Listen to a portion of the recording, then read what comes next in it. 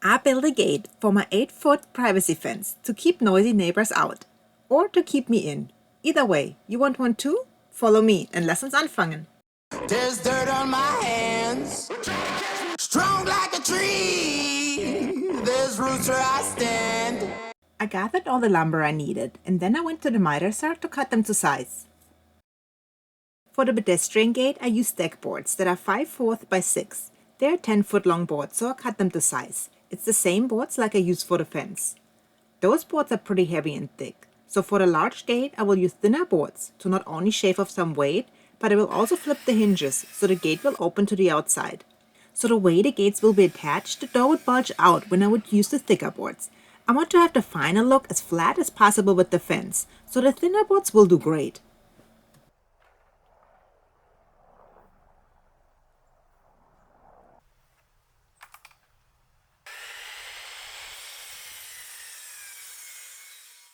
And these are all the boards that I will need.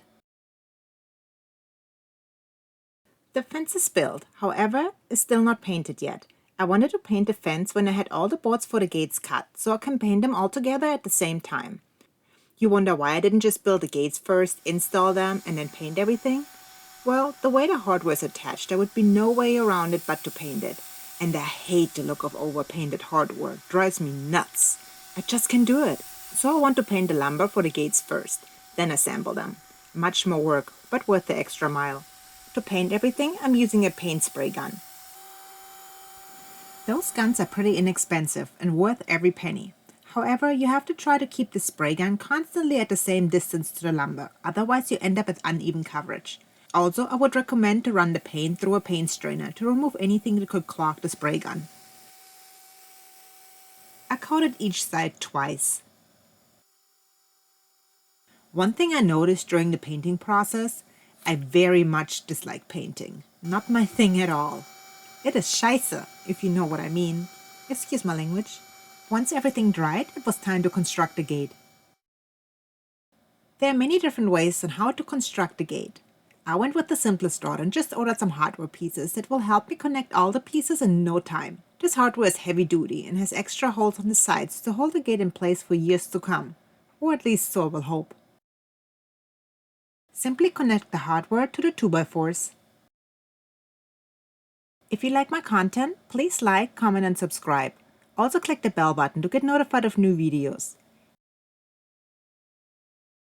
If you would like to support me to keep going with my YouTube channel and make more videos, I would appreciate your support on my Patreon. This helps me keep my YouTube channel going.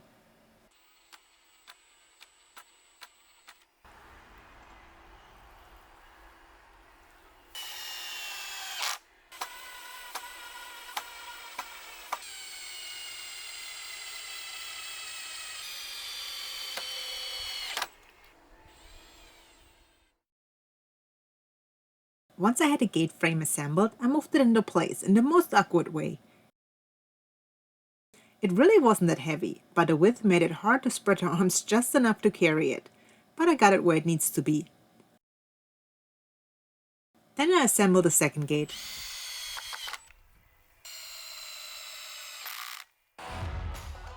Once assembled, I moved that gate into place with a different technique this time. That didn't work out so well.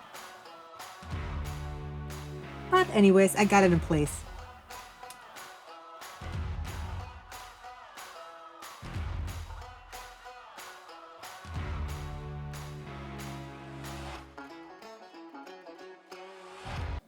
To move the gate into position and hold it there so I can fasten the screws, I used wood pieces. I slid the wood pieces underneath the gate at the height that I needed it to be. Once it was in position, I fastened the screws. This part is really important to get a correct lineup, otherwise the gate is gonna look all weird and crooked. You want both doors to line up in the middle and also be at the same height like the rest of the fence.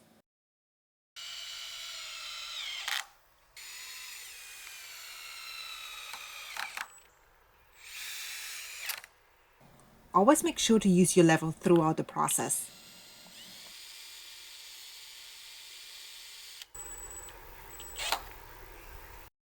Seems like this gate is working. Let's check for level one more time. And it's perfect. Then I attached the other gate using the same steps. Once everything was attached and it lined up, that felt really good. After that step, it was time to attach the boards. I started to attach the boards at a pedestrian gate first. I wanted the screws to be visible from the outside, therefore I had to make sure all the screws line up nicely. So I measured and marked the same spots on each board and pre-drilled the holes.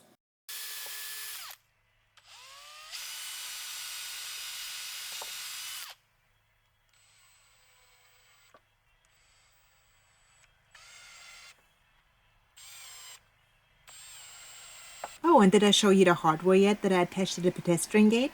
It's a self-locking mechanism that can be opened from the inside and the outside. So it's perfect to have access from both sides. To attach the boards, I used clamps to help me hold it in place while I attach it on the opposite side. Then I came back and attached it to the clamp side. I did it for each of the following boards.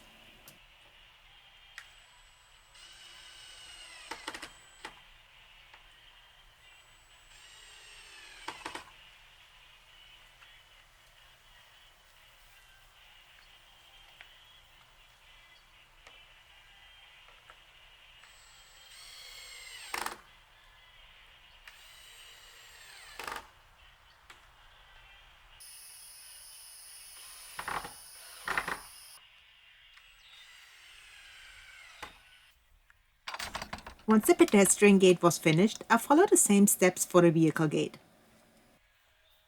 The gate is ready. And now let's get to the most rewarding part.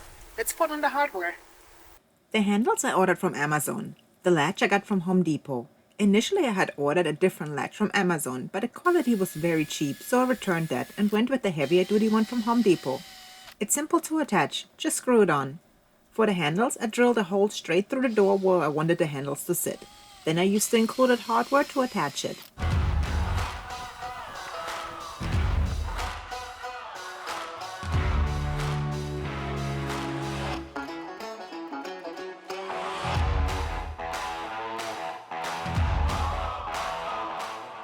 Now I just have to attach one of those cane balls to the doors so the door doesn't bulge out with heavy winds.